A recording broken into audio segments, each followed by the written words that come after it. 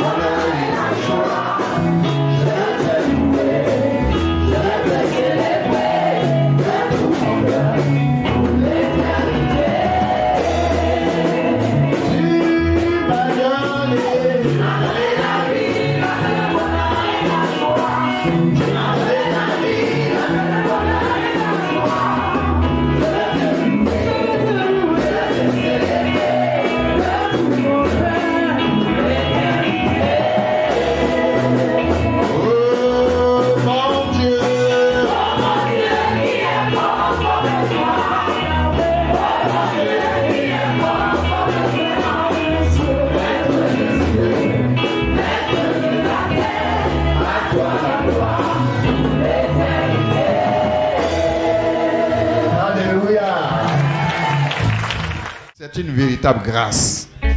N'est-ce pas? Il y en a qui ont passé un jour et puis ils sont partis. N'est-ce pas? Il y en a qui ne sont pas arrivés à 40 ans et puis ils sont partis. Si tu arrives à 50 ans, ça fait un demi-siècle. C'est une bénédiction. 60 ans plus. C'est une grâce. Et vous avez célébré le Seigneur pour moi. Je ne peux pas commencer sans vous dire merci. Alléluia. Sans vous dire vraiment merci pour vos efforts, pour votre amour, qui me donne le courage, qui me donne la force d'avancer. Alléluia. Avec votre papa et votre maman, vous êtes réjouis. Quand vous réjouissez pour quelqu'un, ce pourquoi vous réjouissez, cela va venir sur vous aussi. Amen. Et vous avez participé au cadeau qui m'a été fait ce jour, un cadeau inédit. Amen. C'est comme je disais au pasteur, c'est comme les Macédoniens. L'apôtre Paul les cite et dit: dans votre pauvreté profonde et vos tribulations, votre bonne volonté a produit une offrande au-delà de notre attente. Ils étaient dans des situations difficiles. Et quand on faisait l'offrande pour amener à Jérusalem, ils disent non, nous on ne peut pas rester sans faire aussi. Ils ont supplié même, on voulait les dépasser. C'est comme on fait offrande ici, puis on dit toi tu ne travailles pas. Toi tu as des problèmes, donc toi-même on doit t'assister, donc il faut laisser pour toi. Tu dis non, moi je vais faire aussi. On pense que tu as donné 1000 francs et puis tu donnes 10 000 francs. Puis tout le monde est étonné, tout le monde est gâté, dit hey, c'est lui là, il a donné 10 000 francs. Mais vraiment, il faut qu'on parle de ça en public. C'est ce que les Macédoniens ont fait. Ils n'avaient pas d'argent, ils étaient persécutés, ils étaient pauvres. Mais dans ça, ils ont supplié les apôtres. Et les apôtres ont été obligés de raconter aux autres ce qu'eux, ils ont fait dans leur situation. Qu'ils ont produit de riches libéralités. Ils se sont donnés à Dieu, ensuite aux apôtres. C'est-à-dire, s'ils n'aimaient pas les apôtres là, ils ne peuvent pas faire telle action. Même si on parlait de Dieu, mais c'est l'apôtre là qui est devant eux. Donc que Dieu vous bénisse. Ça c'est un autre message, mais c'est pour vous dire merci. Merci pour votre bonne volonté, votre libéralité qui a produit la joie dans mon cœur, qui a produit de rouler une bonne et belle voiture. Ça n'existe pas ici, hein, ça vient d'arriver ici. Hein. C'est des marques. C'est pourquoi souvent vous êtes en train de prier pour avoir une comment on dit même, Range Rover. Mais peut-être que quand l'heure de Dieu va venir, la voiture que vous allez le rouler là, il n'y a pas encore son 2. Donc ne soyez pas pressés. Avant nous on priait pour avoir R12. Quand on commençait le ministère, on dit Seigneur, il faut me bénir avec une R12 comme ça. Vous connaissez R12? Il y a des gens qui ne connaissent pas R12 ici, tellement c'est dépassé. C'est ça, non? Mais c'est ça notre prière. D'autres même priaient pour R4 même. Mais voilà, Dieu nous a donné plus que ça. Grâce à vous, grâce à votre amour. Que ce que vous avez sémé vous revienne au centuple au nom de Jésus. Amen. Merci à vous tous. Merci à chaque chrétien, à chaque responsable. Au pasteur, à sa femme, le pasteur est actuellement en Israël en train de voir ce qu'il a prêché depuis longtemps, de voir vis-à-vis, de toucher vis-à-vis. Il va venir vous raconter cela. On bénit le Seigneur, que son nom soit loué et que son nom soit exalté. Amen. Ma femme vous remercie. Elle est de l'autre côté. Elle aurait pu venir avec moi, mais elle est là-bas pour soutenir le prophète jusqu'à ce que j'arrive là-bas aussi. Amen.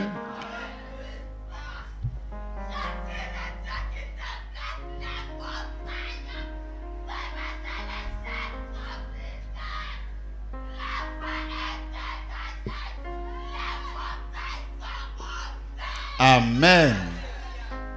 La voix est dégagée. Les montagnes sont ôtées. Je crois que j'allais entendre un amen plus fort que ça. D'abord, ne soyez pas jaloux, mais la prophétie m'est adressée à moi d'abord. Quelqu'un dit amen pour moi. Toutes les montagnes devant moi sont dégagées au nom de Jésus. Maintenant, si c'est pour toi aussi, dis avec moi, toutes les montagnes devant moi sont aplanies. Au nom de Jésus. Prends cette prophétie comme pour toi-même personnellement. Amen. Amen. Avant même qu'on commence à parler de la puissance, voilà, la puissance s'est manifestée. Toutes les montagnes devant toi sont aplanies, sont brisées, sont ôtées. Les cailloux sont ôtés au nom de Jésus. Dieu m'a dit que je m'appelle Zorobabel. Que ma main a commencé la construction, ma main l'achèvera. Donc toute montagne qui se met devant moi, je la minimise, je l'écrase, je la dégage, je la jette loin de moi. Amen. Parce que je suis Zorobabel. Et aucune montagne ne tient devant moi, aucune montagne ne tient devant toi, devant tes enfants, devant tes projets. Amen. Au nom de Jésus. Hey, alléluia. Gloire à Jésus. Que Dieu te bénisse. Ta montagne est ôtée. Ta montagne est élevée. Tu as la victoire au nom de Jésus-Christ de Nazareth. La parole n'est pas fortuite, elle est puissante. Et certainement, si la montagne est une personne devant toi, la personne sera ôtée au nom de Jésus.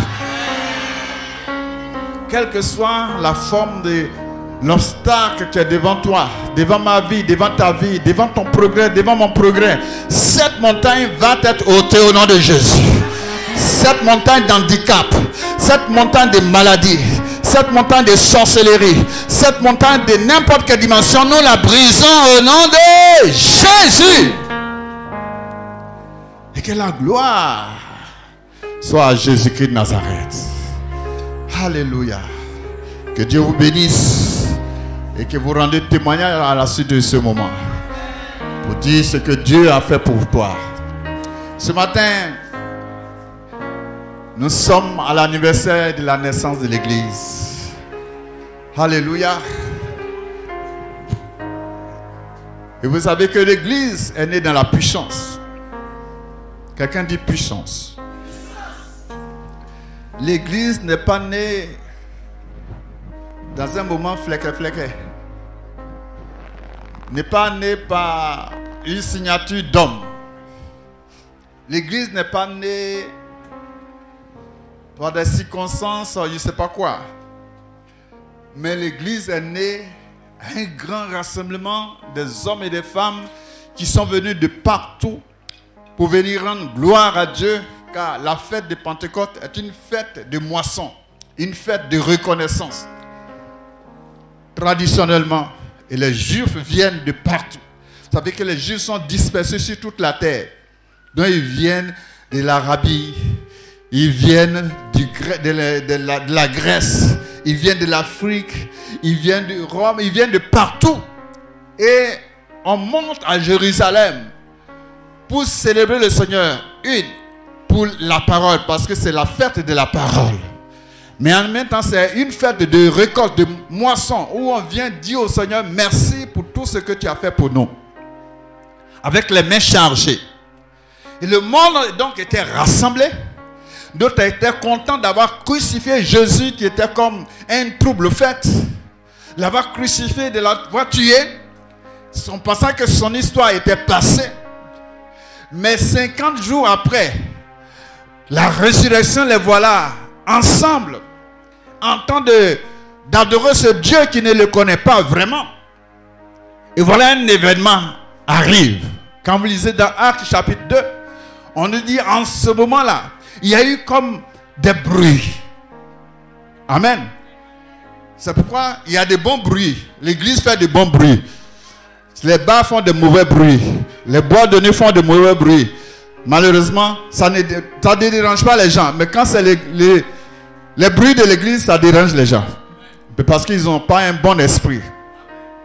Et ce n'est pas eux qui sont dérangés, c'est leur esprit qui sont dérangés.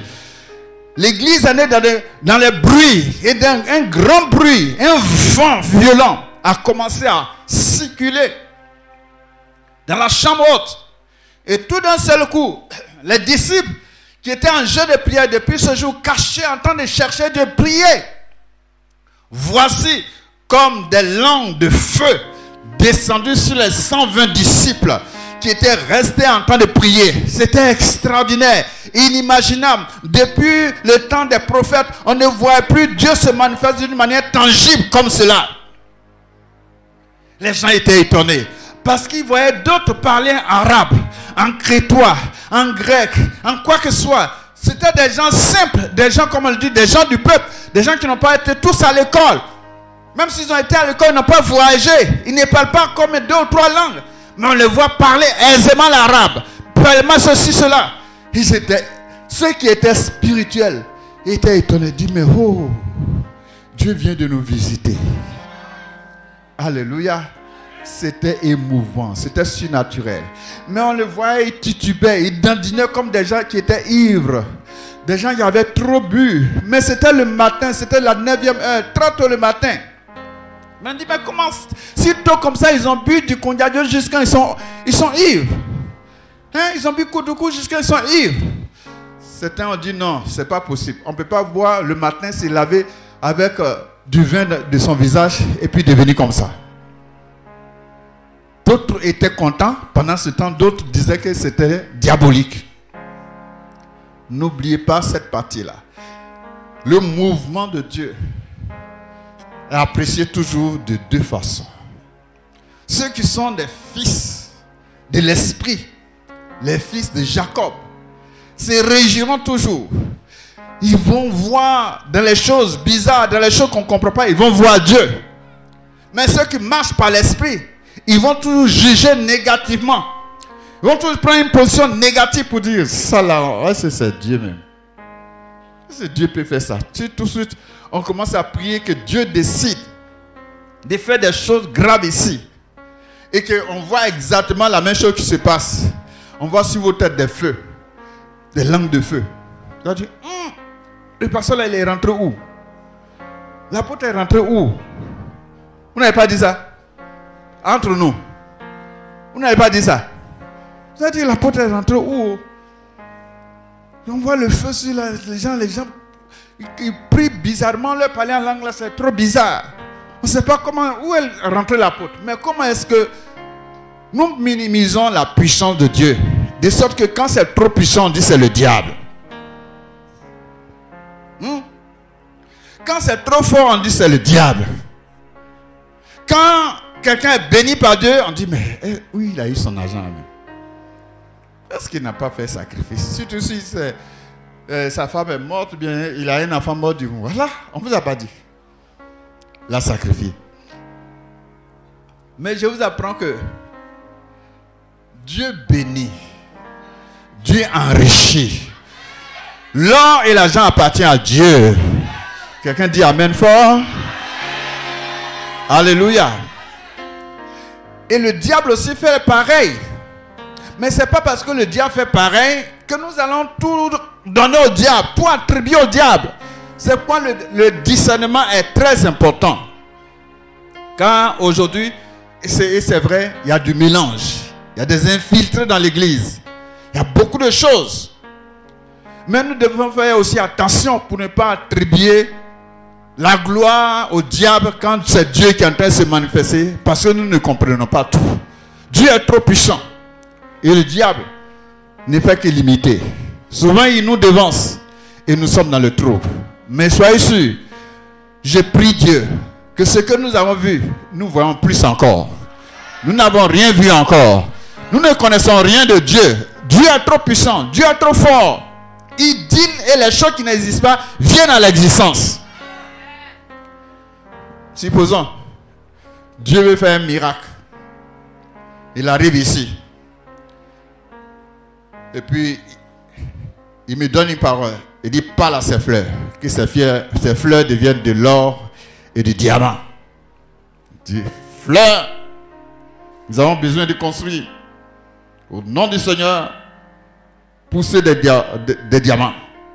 Poussez de l'or. Et puis sous vos yeux, ça se passe. Ça va sortir dans tous les journaux. Vous avez entendu l'apôtre m'a dit d'où il est sorti là. D'abord, il était habillé d'une manière là. Il était bien habillé en blanc. Donc c'est suspect. Pourtant, Jésus a fait ça aussi, non? Hein? Jésus a ordonné qu'on aille pêcher parce qu'il n'y avait pas d'argent pour payer les impôts. Qu'est-ce qui est sorti de la bouche du poisson? Et là, qu'est-ce qui a fait ça là? Ah, ça va chauffer ici. J'ai fait cette petite introduction pour vous dire, Dieu est puissant. Dieu est tout puissant. Et l'église est née dans la puissance. Et nous devons savoir que nous ne connaissons pas tout de Dieu. Dieu peut faire au-delà de ce que nous avons vécu jusqu'à présent. Amen. Il y a des gens ici qui sont ici dans cette salle. Si Dieu veut les utiliser, ils ne vont même pas comprendre ce qui leur arrive. Peut-être tu es anonyme, mais un jour Dieu va te prendre et puis tu vas commencer à faire des choses. Dieu va faire des choses graves avec toi. Il suffit seulement d'être disposé pour que Dieu fasse.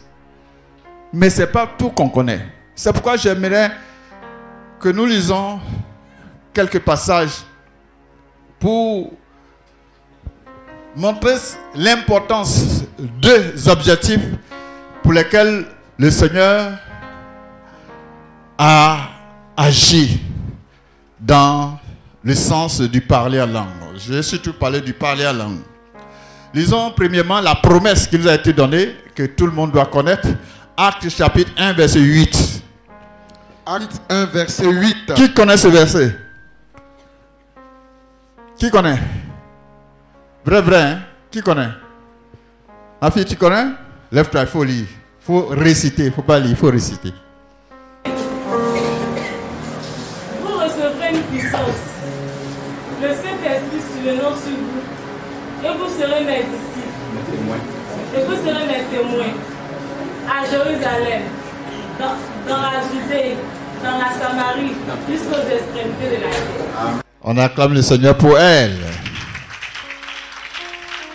Mais vous recevrez une puissance. Le Saint-Esprit survenant sur vous. Alléluia. Mais vous recevez une puissance. Le Saint-Esprit survenant sur vous. Pour que vous soyez mes témoins à partir de Jérusalem et jusqu'aux extrémités de la terre.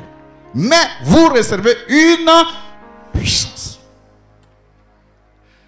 Donc, ce que Jésus a promis à l'église pour pouvoir être des témoins partout dans le monde entier, c'est la puissance. Pourquoi les gens aujourd'hui ne veulent plus qu'on parle de puissance? Alors que c'est la promesse de Dieu. Alors que c'est la voix de Dieu. Je parle toujours à mes pasteurs. Je les excite à la recherche de Dieu, à la soif de Dieu, à la soif de la puissance. Si vous êtes loin, vous avez la puissance, vous êtes caché même dans un coin, n'importe où, les gens vont aller vous trouver là-bas. Parce que le monde souffre des mauvaises puissances. Le monde souffre des démons. Il y a des maladies qui sont simplement démoniaques.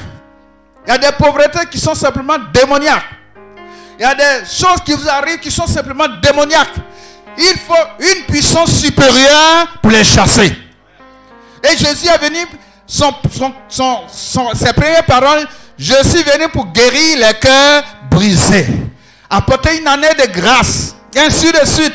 C'est-à-dire, je suis venu faire du bien aux pécheurs, aux faibles, aux malades, à tout le monde. Jésus est venu pour annoncer la bonne nouvelle.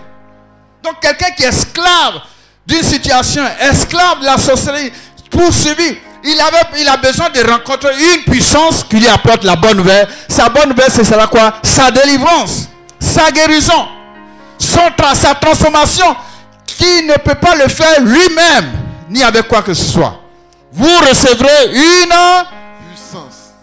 Il n'a pas dit seulement les pasteurs, ni les apôtres, mais tous ceux qui croiront en lui vont recevoir une puissance.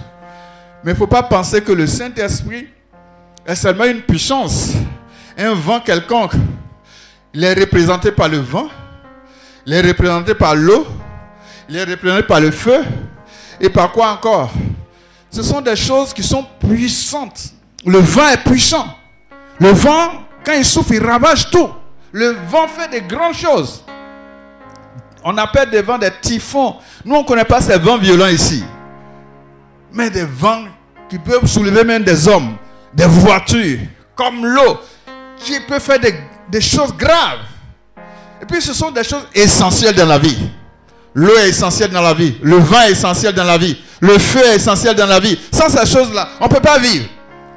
Donc, on les recevra par l'Esprit de Dieu. Mais le Saint-Esprit, plus qu'une puissance, est une personne. C'est la troisième personne de la Trinité. Elle n'est pas la dernière, mais c'est la dernière à être révélée. Après le Père a révélé le Fils, et le Fils a annoncé le Saint-Esprit. Mais les trois sont égaux dans la Trinité. Donc, il n'est pas moins que les autres, mais c'est Dieu. Quelqu'un dit Amen. Quelqu'un dit Amen. Amen. Mais voilà, je vais vous faire remarquer que dans l'accomplissement de cette puissance, c'est là que nous voyons Actes chapitre 2. Tu peux lire. Acte 2, verset 1. Le jour de la Pentecôte, ils étaient tous ensemble dans le même lieu. Tout à coup, il vint du ciel un bruit comme celui d'un vent impétueux. Et il remplit toute la maison où ils étaient assis. Des langues semblables à des langues de feu leur apparurent séparées les unes des autres et se posèrent sur chacun d'eux. Et ils furent tous remplis du Saint-Esprit. Remplis du Saint-Esprit. Et se mit à parler en d'autres langues. Et se mit à parler en d'autres langues. Selon que l'Esprit leur donnait de s'exprimer. Or, il y avait en séjour à Jérusalem des Juifs, hommes pieux, de toutes les nations qui sont sous le ciel. Au bruit qui eut lieu, la multitude accourut, et elle fut confondue parce que chacun les entendait parler dans sa propre langue. Ils étaient tous dans l'étonnement et la surprise, et ils se disaient les uns aux autres: voici, ces gens qui parlent, ne sont-ils pas tous galiléens? Et comment les entendons-nous dans notre propre langue à chacun, dans notre langue maternelle? Amen. On s'arrête là. Amen. Alléluia. Voici, Dieu leur a promis la puissance.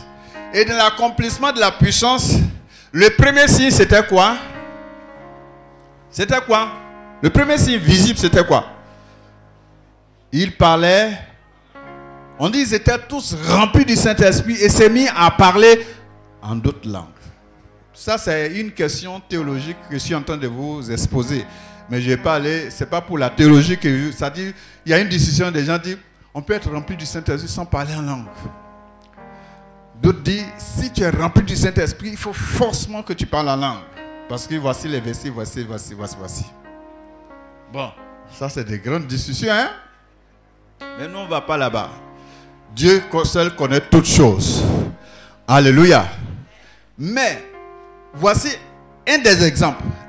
Ils furent remplis du Saint-Esprit et s'est mis à parler en d'autres langues. Comment ils ont su qu'ils étaient remplis du Saint-Esprit? C'est parce qu'ils parlaient en d'autres langues. C'est comme ça nous on raisonne. C'est comme ça. Ils étaient remplis du Saint-Esprit, ils ont commencé à parler en d'autres langues. Je ne sais pas pourquoi c'est ce signe-là que Dieu a donné. Mais je suis là pour vous, créer en vous la soif de pouvoir chercher. Alléluia. Allons dans Actes chapitre 10. Actes chapitre 10. Il faut lire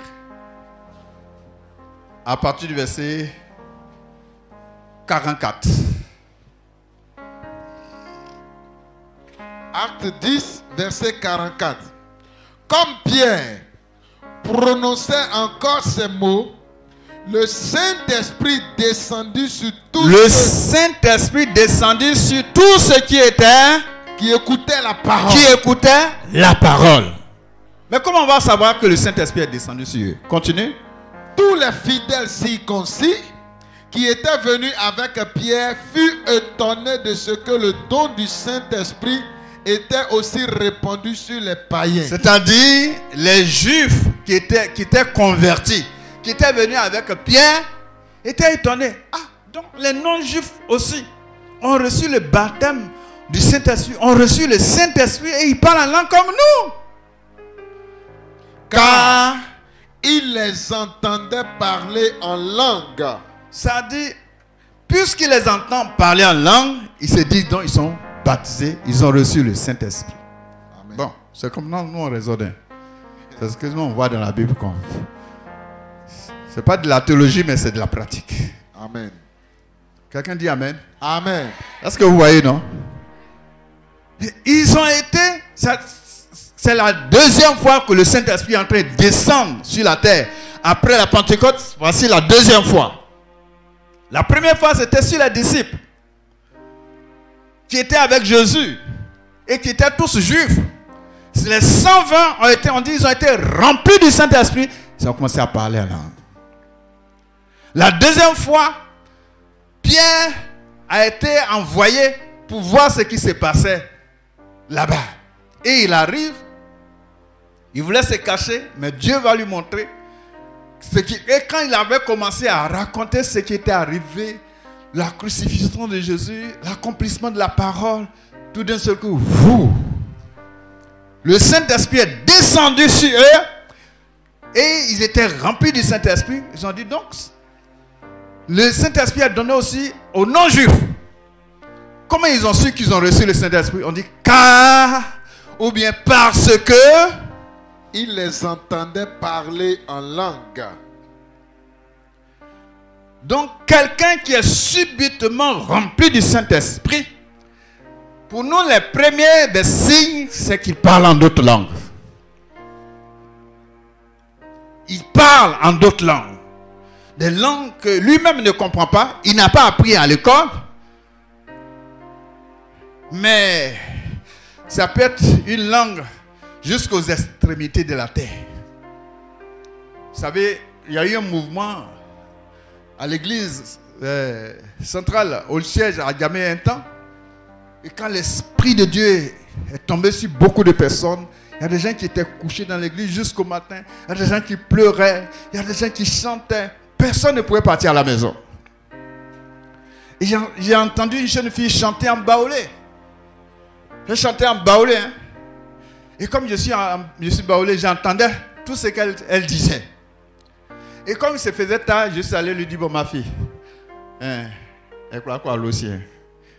Il dit, comment moi? Elle dit, pas où est. Elle dit, elle ne comprend pas. C'est ça, hein? Maman, j'ai bien dit. Elle dit, elle ne comprend pas. Hein?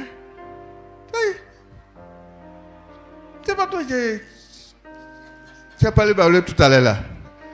Elle dit non, je parlais en langue. Qui disait ce qui est passé dans les actes des apôtres est passé ici à Béthanie. Alléluia. Alléluia. Alléluia. Parce qu'il y a les théologiens qui disent non. Pour les disciples là, les gens ont compris. Mais pour vous là, on ne comprend pas. Si Dieu veut faire ça, il peut le faire encore aujourd'hui. Je vous apprends, je vous donne un autre exemple. Je suis parti en Suisse. J'ai commencé à parler dans une église, parler de la puissance du Saint-Esprit, comme j'aime bien le parler. C'est un de mes sujets préférés. Et le Saint-Esprit est tombé sur les gens commençaient à prier en langue, parler en langue, jusqu'à... Puis il y a une jeune fille qui est là. Elle dit que la soeur qui parle là, elle entend de parler dans ma langue. Elle vient de l'Europe de l'Est. Elle est venue en Suisse. Je ne sais pas si c'est polonais ou bien quelque chose, un truc comme ça. Elle entendait clairement ce que... Et elle a traduit ce que l'autre était en train de dire. Ce qui s'est passé dans les actes des apôtres venait de se passer devant moi. Donc c'est encore possible. Mais Dieu agit tantôt d'une manière et tantôt d'une autre. Dieu n'est pas obligé d'agir pour que les théologiens croient. Il agit comme il veut, comme il fait. Alléluia. Alléluia. Il peut permettre que tu comprennes comme ne pas comprendre. Il y a une maman, quand elle parle en langue, c'est anglais. Elle n'a pas été à l'école, elle n'a pas été au collège. Mais elle parle anglais, elle prophétise en anglais correctement. Celui qui connaît anglais, il comprend. Elle était à Béthanie Miracle. Gloire à Dieu. Gloire à Dieu. Dis à ton voisin, c'est authentique. Le parler en langue a été le premier des signes que Dieu a donné aux premiers croyants pour savoir qu'ils sont remplis du Saint-Esprit. Quelqu'un dit Amen. Amen. Quelqu'un dit Amen. Amen. Qui parle en langue ici? Lève le doigt. Si tu es ici, c'est que c'est pas vrai. Si demande qui parle à qui ici, tu n'as pas hésité. Amen. Gloire à Dieu. Amen. Qui ne parle pas en langue? Bien lever les doigts. Voilà. Merci. J'ai pris que aujourd'hui, Dieu te donne le parler en langue au nom de Jésus. Amen. Alléluia. Alléluia. Maintenant, la question que je me suis posée. Mais pourquoi parmi ces dons, même quand l'apôtre Paul entend d'exhorter les gens à chercher les dons, il dit de chercher plus la prophétie. Dans 1 Corinthiens 14. Hein? Verset 1. 1 Corinthiens 14, verset 1. Regardez ce que l'apôtre Paul dit là-bas. 1 Corinthiens 14, verset 1. Recherchez l'amour, aspirez aux dons spirituels, mais surtout à celui de prophétie. Voilà. Il dit d'aspirer surtout au don de la prophétie. Il ne met pas l'accent sur le parler en langue, mais il dit, il insiste sur la prophétie. Parce que quand il continue, il dit, celui qui parle en langue, il s'édifie. Il dit des mystères, des choses que les gens ne comprennent pas. Mais c'est ça que Dieu, entre lui et Dieu. Lui-même il dit ça, hein? Pourtant, dans les actes des apôtres, on a vu que les gens comprenaient. Mais il dit, c'est pas toujours que les gens comprennent. Mais c'est des mystères que Dieu a en esprit. Et tu t'édifies toi-même. Donc, recherchez plus la prophétie parce que quand une prophétie authentique vient à sonner, comme nous venons de l'entendre tout à l'heure, qu'est-ce que ça fait? Ça fortifie le peuple. Ce n'est pas une seule personne, mais tout le monde est fortifié. Ah, ma montagne est brisée. Et ça donne la foi, ça édifie tout le monde, ça construit tout le monde. Et si un prophète, parce que le don de prophétie est différent d'un prophète. Si un prophète vient ici, qui commence à donner des paroles prophétiques, à dévoiler le péché, à dévoiler le diable, à donner des directions, ça fait quoi? Ça édifie l'église. Et si un invité arrive ici et que la prophétie s'adresse sur lui, dévoile sa vie, dit des choses et monte la voix sur, il dit quoi? Dieu est dans ce lieu. D'où l'importance des prophètes. Même s'il y a des faux prophètes, mais il y a encore des vrais. Donc ce n'est pas encore des faux. On va minimiser ou bien on va éteindre les vrais. Amen. Il y a des vrais prophètes et on doit aspirer au ministère prophétique, au don de prophétie. L'apôtre Paul dit de ne pas les étouffer ni les arrêter, mais de faire le tri seulement. Mais pourquoi l'apôtre Paul insiste, ou bien Dieu lui-même, après le baptême, c'est toujours le parler en langue qu'il donne? Pourquoi? Pourquoi? Moi j'ai compris, j'ai dit deux choses. Premièrement, c'est ce que l'apôtre Paul vient de dire. Celui qui reçoit le parler en langue, il peut se construire. Ça devient une source de construction de sa personne. Une source d'édification. Quand il parle en langue, il aiguise ses dons. Le don en toi doit être aiguisé. Le don vient brut, mais ça doit être aiguisé. Ça doit être aiguisé pour que chaque jour ça grandisse, ça atteigne des proportions surnaturelles grandes. Si tu vois aujourd'hui petit, il faut que demain tu vois grand. Si aujourd'hui pour prophétiser, il faut que tu trembles. Dans 2 ans, 3 ans, il faut que tu sois là. Comme ça, tu reçois la parole. Et tu attends. Et puis tu viens. Tu déclares la parole sans tomber, sans trembler. Et tu grandis. Et si tu vois un flou, il faut que, au fur et à mesure que le don est en toi, tu vois plus clair. Tu vois des choses distinctes. Donc pour cela, il faut se construire. Il faut édifier le don. Il faut aiguiser le don. On aiguise le don de plusieurs manières. Mais c'est une des manières efficaces que Dieu nous a données. Parler en d'autres langues. Amen. Quand j'ai eu le parler en langue au début, je parlais tellement en langue que ça a failli m'empêcher d'étudier. Mais l'esprit me conduisait à étudier aussi. Et j'ai eu mon examen haut les mains. En ce moment, on faisait 2 heures, on faisait probatoire, mais je ne suis pas allé deuxième, j'ai eu premier cours. Parce que tout le monde disait que comme j'ai prié beaucoup et que j'étais toujours en train de prier, il disait que je n'étudiais pas. Or, j'étudie en cachette. Ce n'est pas parce que le Saint-Esprit est sur toi, tu ne dois pas préparer ton bac ou bien ton BPC. Il faut étudier. Amen. Mais il faut prier et puis il faut étudier. Comme ça, le Saint-Esprit va te rappeler. Alléluia. Amen. Alléluia. Et quand j'ai eu, mes détracteurs sont venus me soulever. Bandit, bandit, bandit, bandit. Dans la cour comme ça. 2 se sont convertis jusqu'à aujourd'hui. 2 sont devenus pasteurs. Amen. Mais je parlais tellement en langue. Même dans mon sommeil, je parle en langue. Et ils étaient là. Le lendemain, il m'a dit, tu priais dans ton... Tu dis des charabia là. Je dis, moi, prochainement, on va enregistrer pour te donner. J'avais soif de vivre ce que les apôtres ont vécu. De voir la puissance de Dieu se manifester. Donc j'ai prié, j'ai parlé en langue dans le sommeil. Même quand je parle, je marche seul, je parle en langue.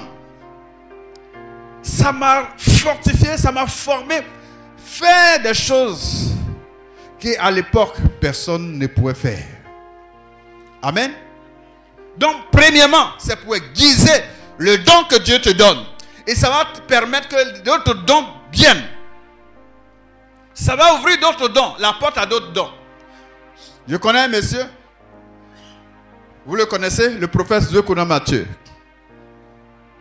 Ce monsieur était malade. Et quand il a été guéri, la première des choses qu'il a fait avec sa femme, c'est se livrer à la prière. Quand ils ont prié. La première des choses qui lui est arrivée, c'est le parler en langue. Quand il a commencé à parler en langue, On l'a mis sous discipline dans son église parce qu'on ne parlait pas en langue là-bas. C'était dépassé. On l'a mis derrière l'église. Mais il ne s'est pas découragé. Il a continué de prier avec sa femme. Jusqu'à ce que maintenant, un jour, Dieu lui dit, prends soin de l'église car je vais t'utiliser. Il a commencé à entendre la voix de Dieu. À force de parler en langue. Et un jour, il arrive maintenant, Dieu lui montre des choses dans l'église. Les gens qui ont des fétiches, les gens qui ont des choses. Ça, c'est le don de révélation. Vous voyez? À force de persévérer en priant, quand il prie, il parle la langue, il parle la langue, il parle la langue, il parle. Il m'a dit qu'une fois, il chante. Quand il chantait, il louait le Seigneur et il parlait en langue. Il a parlé en langue jusqu'à... Il ne pouvait pas s'arrêter. À tel point que les gens pensaient qu'il était malade. Il avait mal aux côtes. On prenait de l'eau chaude pour le masser sur ses côtes. Tellement il parlait en langue. Ça dit, là où Dieu va t'envoyer là, il te prépare fortement. Il utilise le parler en langue pour le fortifier, le bâtir. Dieu voulait l'envoyer plus loin. Il chante, il bat les mains, il parle en langue, il tombe, il acclame le Seigneur. Les gens n'ont jamais vu ça. Oh, Dieu est en train de le préparer. Ne néglige pas les dons que Dieu t'a donnés. Dis Amen. Amen. Dis Amen. Amen. Aiguise-les par la prière. Aiguise-les par parler en langue. Et un jour, tu verras que ce n'était pas une perte du temps. Gloire à Dieu. Gloire à Dieu. Ce parler en langue l'a mené loin. Et il y a des fois, quand il vient chez moi, la nuit, il prie, il parle la langue. Tu l'entends parler la langue. Et le lendemain, le Seigneur lui révèle les choses sur le pays, dans l'église et beaucoup de choses. Il me dit, Bernard, aujourd'hui Dieu m'a dit ça, Dieu m'a dit ça, Dieu m'a dit ça.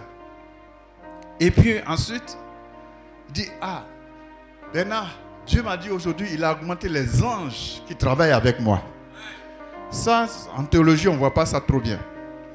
Mais même quand tu commences à parler trop des gens, à cause des mauvais gens, on pense que tu es comme eux. Mais les mauvais gens, ils imitent les choses de Dieu. Alléluia. Dieu augmente les anges qui travaillent avec lui pour aller plus loin, pour faire de plus grands combats. Dieu lui envoie dans des batailles où c'est le Seigneur qui travaille. C'est à la suite de parler en langue beaucoup. Mais qu'est-ce que ton parler en langue est devenu? C'est devenu comme Shigom Tarzan dans ta bouche. Tu as mangé jusqu'à il n'y a même pas de goût dedans. Tu ne pries plus en langue. Quand tu pries en langue, tu ne sens même plus la présence de Dieu. Ce matin, tu dois te renouveler au nom de Jésus. Parce que Dieu veut que tu t'aiguises, tu te fortifies. Quand on lit dans le livre de Philippiens, il prie que l'être intérieur des Philippiens soit fortifié et qu'ils connaissent l'amour de Christ. Ça, c'est le deuxième des buts pour lequel Dieu a donné le parler en langue. Pour se bâtir, pour guiser le don, mais surtout pour se bâtir en face des difficultés. On entend parler aujourd'hui, nous sommes dans une église climatisée, nous sommes bien habillés, nous sommes en train de fêter. Ailleurs, c'est plus grave même. Mais ces chrétiens dont nous lisons l'histoire, quand ils se disent chrétiens, c'est-à-dire ils ont signé l'arrêt de mort. On va te renvoyer de ta famille, de ta communauté. On risque de te tuer même. C'était comme ça à l'époque. Amen. Est-ce que vous m'entendez? C'était comme ça. Et Jésus, avant de partir, savait tout ça. Et il lui a dit, vous allez recevoir une puissance. Parce que pour être mes témoins, vous serez livrés à la mort. Vous allez confronter des démons. Vous allez confronter des puissances. Donc il vous faut être armé par la puissance de Dieu qui va agir à l'intérieur de vous. Parce que si quelqu'un n'est pas fort à l'intérieur de lui-même, à l'extérieur, il ne peut rien faire. Si en toi tu es faible, tu ne peux pas affronter des gens. Tu peux affronter des situations. Tu peux même bien caler. Mais si tu as peur à l'intérieur de toi-même, quand tu es devant la situation, tu trembles. Et tu perds le contrôle. Donc Dieu donne premièrement le parler en langue pour que tu sois fort. Tu te bâtisses en priant. Et quand l'adversité vient, tu ne crains plus pour ta vie. Tu n'as pas peur de qui que ce soit. Tu es prêt à mourir. Tu es prêt à te livrer pourvu que tu fasses la volonté de Dieu. Tu Tu es prêt à résister au mal. Tu es prêt à ne pas renoncer à Jésus. Pierre n'avait pas cela. Il a renoncé à Jésus. Mais quand Pierre a été rempli du Saint-Esprit, baptisé du Saint-Esprit, parlé en langue, devant plus de 5000 personnes, il a dit aux gens, c'est vous qui avez tué ce Jésus, mais Dieu l'a ressuscité. Il n'avait plus peur. Vous savez, aujourd'hui, beaucoup de chrétiens ont vécu l'expérience du baptême de Saint-Esprit, mais c'est devenu une simple histoire qu'ils ont retenue. Ça ne les a pas servi. Quand ils ont un petit problème dans leur foyer, ils abandonnent. Quand on les persécute un peu dans leur travail, bon, ils ne parlent plus de Jésus là. Ils tombent dans les compromis. On leur propose d'être francs-maçons, 1, 2, 3, ils acceptent. Pour ne pas perdre leur salaire, pour ne pas être dans... C'est-à-dire les difficultés aujourd'hui font que les chrétiens, certains chrétiens ne sont plus réels. Ils sont chrétiens simplement de nom. Ils sont à l'église mais ils ont rétrogradé. Ils ont fait tellement de compromis. Parce qu'à l'intérieur d'eux-mêmes, ils ne sont pas bâtis. Amen. Amen. Est-ce que j'entends ton amen? Amen.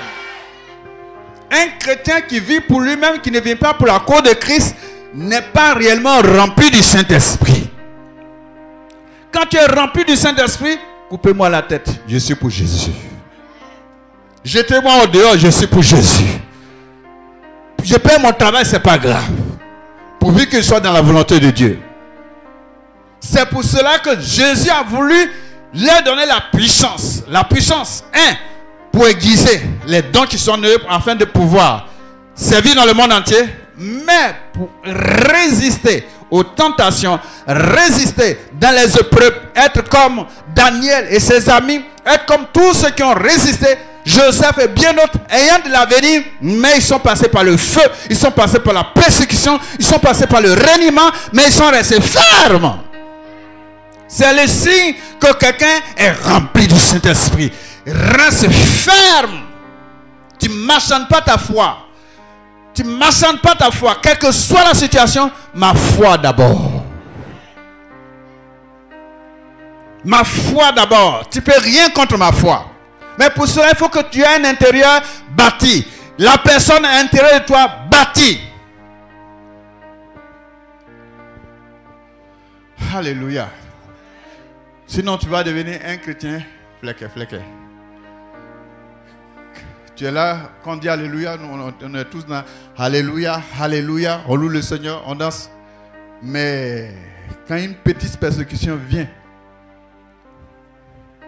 à l'école, avec ton mari, avec ta femme, avec qui que ce soit, ta première réaction, c'est d'abandonner. Ta première réaction, c'est de faire des compromis. Parce que tu as fait une prière que tu n'as pas été exaucée, tu abandonnes. Pourtant, nous avons vu Zacharie et sa femme. Connaissez Zacharie? Sa femme, c'est qui? On dit qu'ils étaient parfaits, irréprochables. Mais ils n'avaient pas d'enfants. Mais chaque jour, ils étaient devant Dieu, servant Dieu tous les jours. Ils n'avaient pas tout, mais il était à son poste. Mais nous, si on a prié jusqu'à... Depuis là, le mari ne vient pas. Donc, vraiment, mon Seigneur. C'est elle-même qui vient d'arriver, il n'y a pas longtemps, elle s'est mariée. Pour moi, j'ai prié, j'ai fait dîme, j'ai fait offrande, j'ai fait hôtel, j'ai fait ci. Puis, bon, si c'est comme ça, j'ai me débrouiller. Ou bien, les sœurs, le découragement commence à venir. Tu n'es pas vraiment rempli du Saint-Esprit. Alléluia. Alléluia. Ceux qui sont remplis du Saint-Esprit ont un intérieur bâti. Dis, Jésus, je veux te suivre jusqu'au mont Golgotha, traînant ma lourde croix. Seigneur, je veux te suivre. Avec toi, je veux mourir. Voici mes mains et mes pieds, qu'on y mette des clous, qu'on me perce le côté. Avant, on chante ces chants-là et puis on pleure. On pleure. Mais maintenant, les chants qu'on aime, j'ai fait ma part et vu mon miracle. Ça. C'est ça, non? J'ai obéi à tous tes commandements. Toi, tu peux obéir à tous les commandements de Dieu. C'est un chant qui est... La musique est intéressante, mais la parole n'est pas juste. J'ai obéi à tous tes commandements. J'ai fait ma part. Maintenant, j'attends mon miracle. Quoi? Donc, tu es en train de dire à Dieu, tu as fait ta part. Quelle part tu as fait? Si lui n'est pas mort à la croix, tout ce que tu as là, c'est grâce. Même si j'ai un exaucement, c'est grâce, hein? Sinon, si Dieu veut regarder dans ton caractère, fouiller dans ton quotidien, il n'y a pas quelque chose qui peut permettre à Dieu de t'exaucer. Apprécie la grâce de Dieu au lieu de faire des réclamations à Dieu. Alléluia. Amen. Alléluia. Amen. Gloire à Jésus. Vous savez, un chrétien rempli du Saint-Esprit, fort à l'intérieur de lui, peut influencer les gens. On ne l'influence pas. On ne le détourne pas. Il ne va pas de communauté en communauté, de prophète en prophète. Il est assis. Il n'est pas balancé à gauche et à droite. Amen. Parce que vous ne parlez pas en langue, vous ne vous édifiez pas. Parce qu'il y a beaucoup de sources d'édification. Lire la parole de Dieu, c'est une source d'édification. La lire régulièrement, c'est une source d'édification. Prière et chanter, c'est une source d'édification personnelle. C'est-à-dire, ce n'est pas chanter seulement à l'église. Mais tu es en train de laver les versets. Tu chantes. Alléluia. Tu es en train de t'édifier comme ça. Hein. Il dit, c'est comme ça on doit s'édifier. Tu es dans le Baka. Tu es en train de chanter. On ne va pas dire de chanter. Wow, wow, wow. Tu es en train de chanter. Les gens te disent, il y a quoi? Non, je loue mon Dieu. Et si ça te prend de chanter fort, là, c'est le Saint-Esprit. Mais en tout moment, tu es en train de chanter. Tu t'édifies comme ça. Hein. Il y a des moments, je suis couché. Puis le Saint-Esprit me réveille. Puis il chante un petit chant dans mon cœur. Là. Alléluia. Petit chant là ne me laisse pas dormir. Jusqu'à... Bon, je me lève, j'ai dit ça que le Seigneur veut quelque chose. Puis il y a d'autres chants qui viennent. Il y a d'autres chants qui viennent. Il y a d'autres chants qui viennent. Puis je vais prier en langue, chanter, prier en langue jusqu'au matin. Le lendemain, c'est qu'il y a un rendez-vous qui est devant moi. Ça, c'est des sources d'édification. Lis la parole de Dieu, chanter, prier. Si tu ne négliges pas ces choses-là, tu grandis en esprit. Et devant les difficultés, bon, ceux qui nous connaissent, dans notre histoire, on a traversé des épreuves, convoquées à gauche, à droite. Mais quand je vais, avant chez nous, en ce moment, il n'y avait pas CD. Donc je dis toujours, il y a une cassette. Il y a une cassette dans mon cœur. Ça chante les chants de louange, les chants de victoire. Puis je suis devant les gens, ils sont en train de m'insulter, ils sont en train de m'attaquer, mais je chante en moi-même. Alléluia. Que cela te soit accordé au nom de Jésus. En face de n'importe quoi, tu es heureux, tu es content, tu es imbattable. Parce que le diable, son secret, c'était de voler ta joie. C'est de te troubler. C'est de te mélanger. Et quand tu perds ta joie, tu deviens nerveux, tu peux faire n'importe quoi. Et puis, fouf. Et puis lui-même se moque de toi. Voilà, il dit les chrétiens. Gloire à Dieu. Gloire à Dieu. Chrétiens d'aujourd'hui, cherchez à vous bâtir par le parler en langue. Priez, le don que Dieu vous a donné, c'est pour prier, c'est pour s'édifier. Il y a des gens qui prient 6 heures en langue avant d'aller à l'église. 6 heures en langue avant d'aller au travail. Ce n'est pas pour les pasteurs seulement. Si tu parles beaucoup en langue, il y a des choses qui vont t'échapper. Il y a des choses, le discernement surnaturel va t'aider à rentrer dans certaines choses que les autres ne vont pas voir. Tu vas éviter certains pièges. Parler en d'autres langues, source d'édification. Pour aiguiser tes dons, mais pour te rendre aussi fort, puissant, devant les situations et ne jamais renoncer, mais être capable d'aller plus loin. Ne jamais se décourager. C'est ce que les disciples avaient. Et puis on les a frappés. On les a interdits de parler au nom de Jésus. On les a frappés. Mais quand ils se sont retrouvés, on dit heureux d'avoir été frappés à cause de Jésus. Toi, tu n'as pas encore frappé pour Jésus. Mais à cause de persécutions, tu ne veux plus venir à l'église. Petite persécution là, tu ne veux plus venir à l'église. Mais ils les ont frappés. Puis quand ils sont venus, au moins, on a eu un peu de bénédiction. On a été frappés pour Jésus. Quelle grâce, quelle gloire. Alléluia. C'est parce qu'ils parlaient en langue, ils priaient, ils cherchaient la face de Dieu. Amen. Et ils ont commencé à prier. Quand ils ont commencé, la puissance est descendue et la maison dans laquelle ils étaient a tremblé. Ils avaient la joie d'être pour Dieu, de servir Dieu. À cause de ce qu'ils étaient en contact, en communion, serrés, collés avec le Seigneur. Alléluia. Tout cela pour être de véritables témoins de Jésus chez eux et partout. Si tu es baptisé du Saint-Esprit, tu parles en langue que tu ne peux pas dire à quelqu'un Jésus t'aime. Au travail, on ne sait pas que tu es chrétien.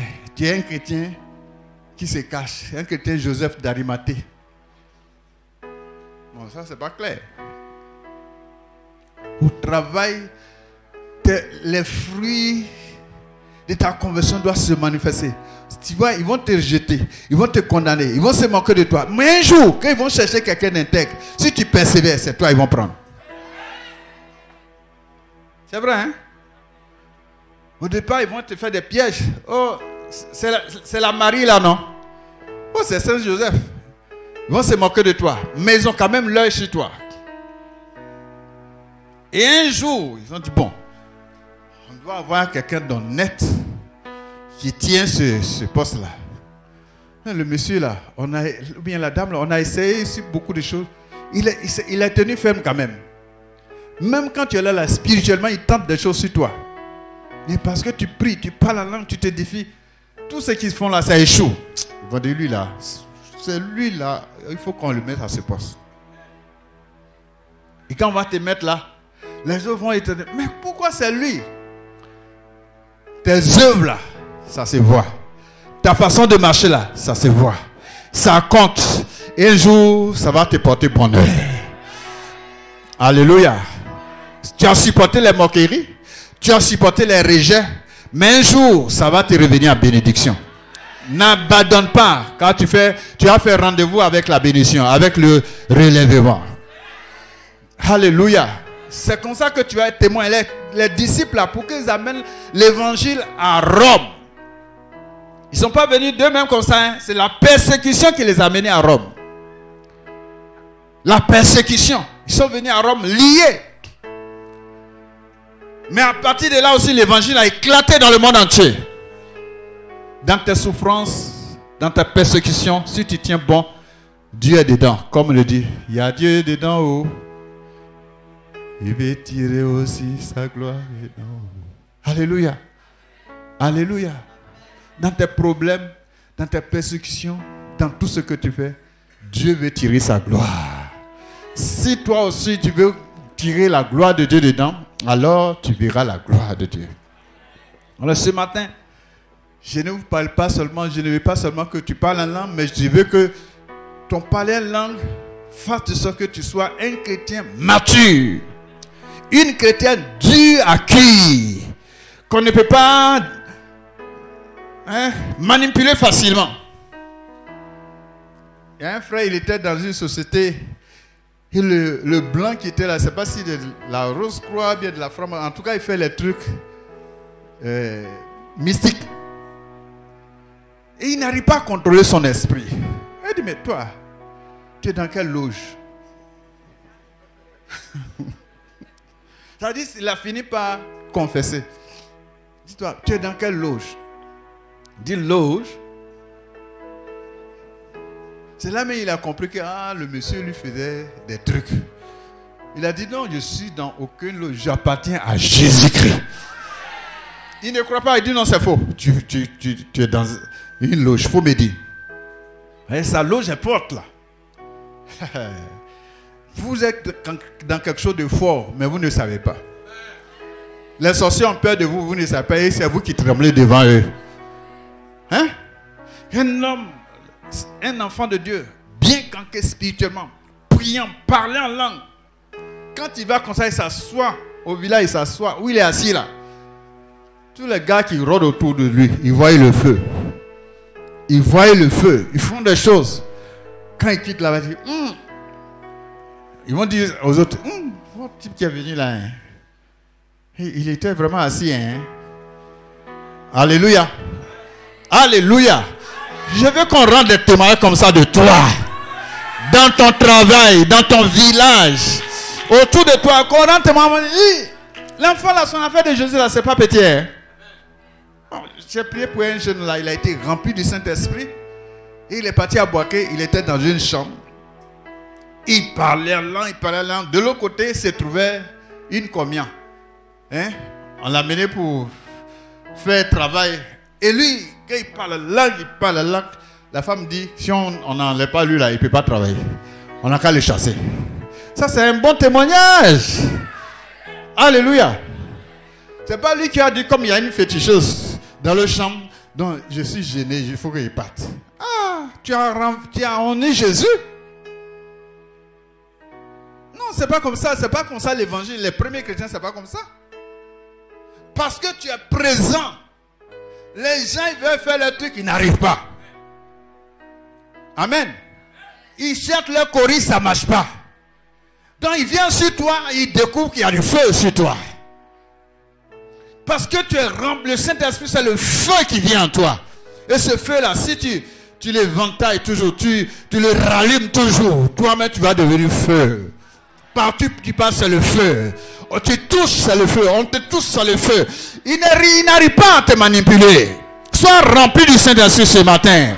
Sois rempli de feu ce matin. Sois rempli de Dieu ce matin. Et que tes ennemis fléchissent devant toi. C'est pas à toi de fuir, c'est eux de fuir. Alléluia. Alléluia. Un jour, j'aimerais rendre ce témoignage. Mes petits frères m'ont dit que il y a un monsieur dans notre village. J'avais lui dit, hey, vous vous amusez à votre grand frère là. Hein? Vous le suivez comme ça, vous ne prenez pas fétiche pour vous protéger. Mais lui, il se protège. Hein? Il parle de moi, quoi. Que je me protège. Que dans ma chambre là-bas, j'ai un canari là, ça fait du feu. Il dit, il y a un canari là-bas, ça allume le feu.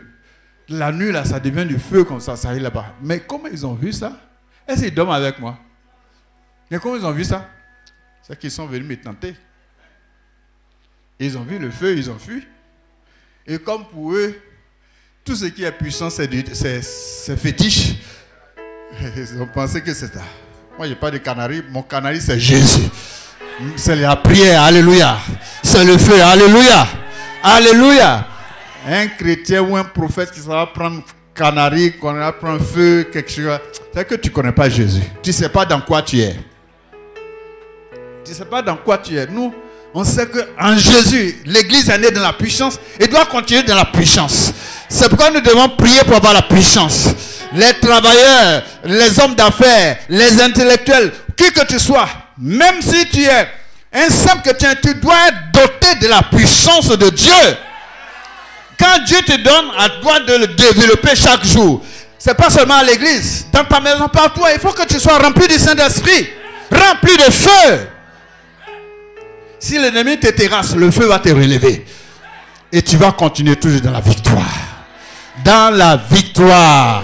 Tu vas les renverser et les renverser, les renverser, les renverser, les renverser et les renverser au nom de Jésus.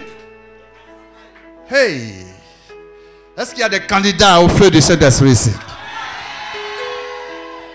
Je suis parti avec le prophète Matthieu à Bleulequin. Dans un village qu'on appelle, comment on appelle? Blédidéa.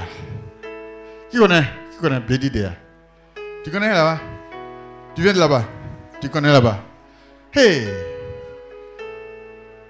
Dans pleine évangélisation, le petit qu'on a pris pour traduire, il est tombé comme boum. Tiens. Il ne respire plus. Oh. Jésus. J'ai dit, papa, il y a affaire. Tout le village était à la croisade. Il dit, voilà, il y a des gens qui ont commencé à parler là, c'est fini. C'est fini, le truc là est terminé.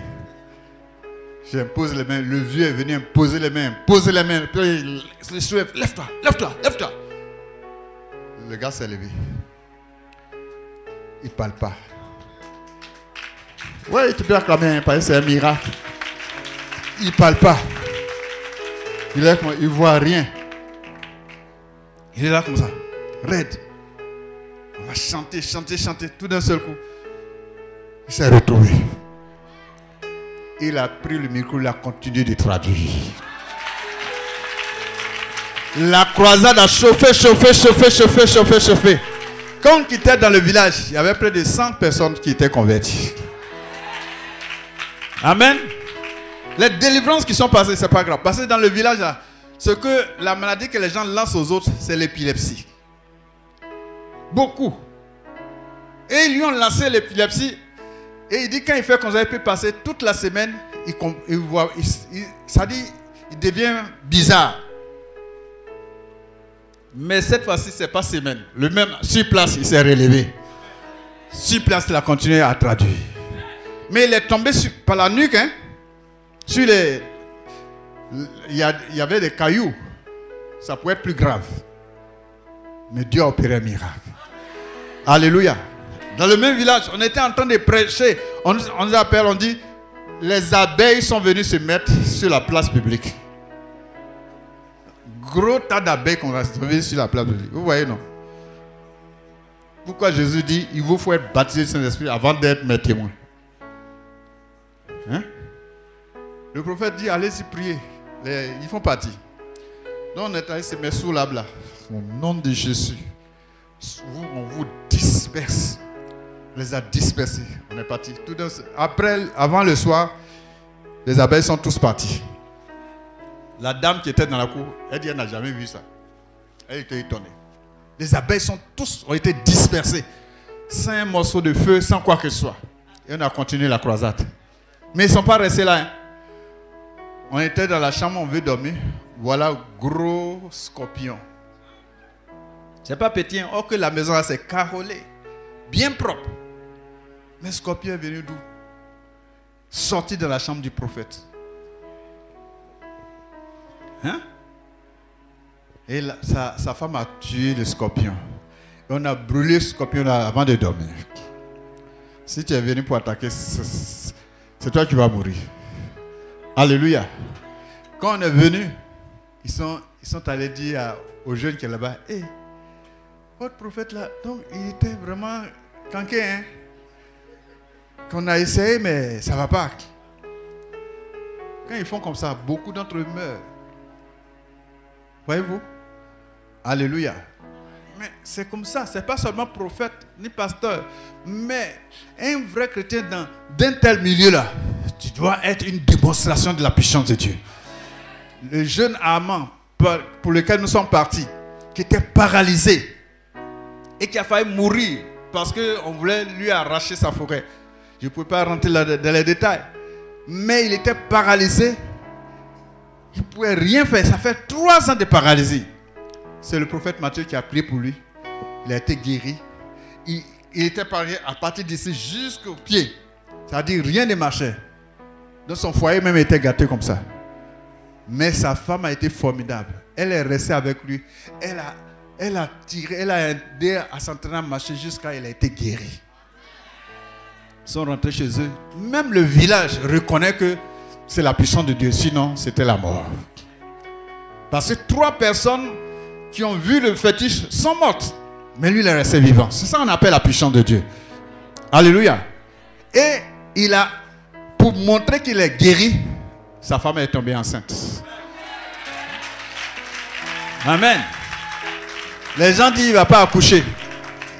Là, elle a accouché correctement. Parce qu'on est parti, le mouvement de l'esprit, elle est tombée sur le ventre là même. Plein de choses. Mais là, elle a accouché. elle a donné le nom du prophète à l'enfant. On vient de les baptiser. Pasteur Aimé là-bas les a baptisés. Aujourd'hui, c'est la Pentecôte, il fait avec eux. Amen. Je suis venu encourager quelqu'un. Si on te poursuit, n'aie pas peur. Si on t'attaque, n'aie pas peur. Il faut seulement que tu sois rempli du Saint-Esprit. Que tu ne sois pas dans leur camp. Que le feu qui est en toi les consume, les pourchasse, les rattrape, les disperse. Au nom de Jésus-Christ de Nazareth. Et que dans la famille, on reconnaisse que ton Dieu là, il n'y a pas d'autre Dieu. Ton Dieu là est vrai. Ton Dieu est le seul vrai Dieu. Il s'appelle Jésus. Alors ce matin, je vais prier pour que si tu as soif, que Dieu te touche là où tu te trouves. D'abord, tous ceux qui parlent la langue, levez les mains, commencez à parler en langue, à remercier Dieu pour la grâce qu'il vous a donnée de parler en langue. Et ceux qui ne parlent pas langue, commencez à demander à Dieu de vous faire cette grâce de parler en d'autres langues. Alléluia. Priez, je vous entends prier. Je vais vous entendre prier. Je vais vous entendre prier. Gloire à Jésus.